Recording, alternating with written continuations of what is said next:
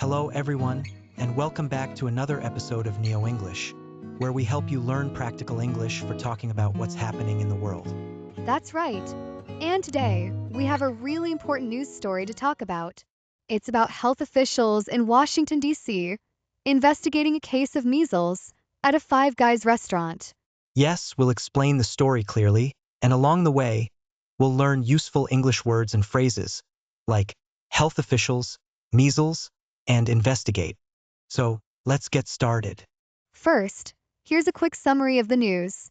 On April 5th, someone with measles went to Five Guys restaurant in Washington, D.C. Health officials in the city are now trying to find out more. Like who else might have been exposed? Measles is a very serious disease, and it spreads easily to other people. That's why officials are trying to act fast. Right. Now let's break this down. First vocabulary word. Health officials. This means people who work for the government to keep people healthy. For example, a nurse who works for the city, or a scientist checking water safety, they're both health officials. Good examples. The next word is measles. It's a disease that causes a skin rash and high fever. It's very contagious, which means it spreads from person to person. If someone with measles coughs or sneezes, tiny drops go in the air, and other people can breathe it in. That's how they get sick too. So, in this story, the health officials are trying to investigate. That means they're looking for information. Like when a police officer looks for clues, or when you lose your phone and start checking every room. You're investigating. Exactly. Now, the restaurant in this story is a popular chain called Five Guys. They're known for burgers and fries. I've been there, but this case is serious. Officials are asking anyone who was at Five Guys on April 5th to watch for symptoms. Symptoms mean signs that you might be sick, like a cough, fever, or rash. If people feel sick, they should call a doctor. Here's a quick sentence to remember. After going to the restaurant, I felt sick. I had symptoms like a fever and red spots. That tells the whole situation. Let's go back to the phrase was notified. It means someone gave them information. Like if a school notifies parents that it's closed, or if your phone company notifies you about your bill. Great. So let's quickly review the story. Health officials in Washington, D.C. were told, or notified, that a person with a disease called measles went to a restaurant called Five Guys on April 5th.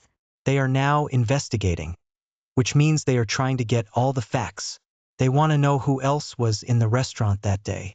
And they're telling the public to look out for symptoms, like fever or rash, because measles is very contagious.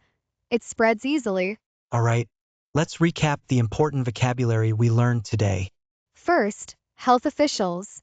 These are people who work to protect public health, like doctors who work for the government. Second, measles. This is a disease that spreads easily and gives you a rash and fever. Third, investigate.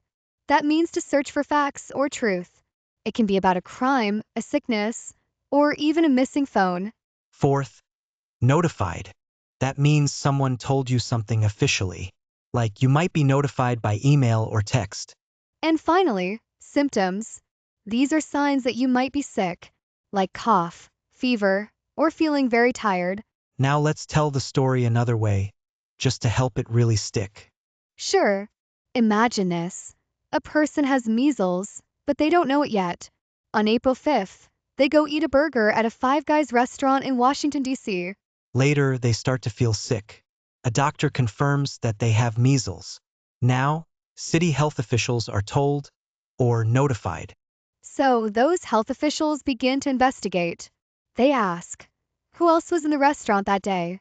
Did anyone sit nearby? They tell the public. If you were there on that day, watch out for symptoms.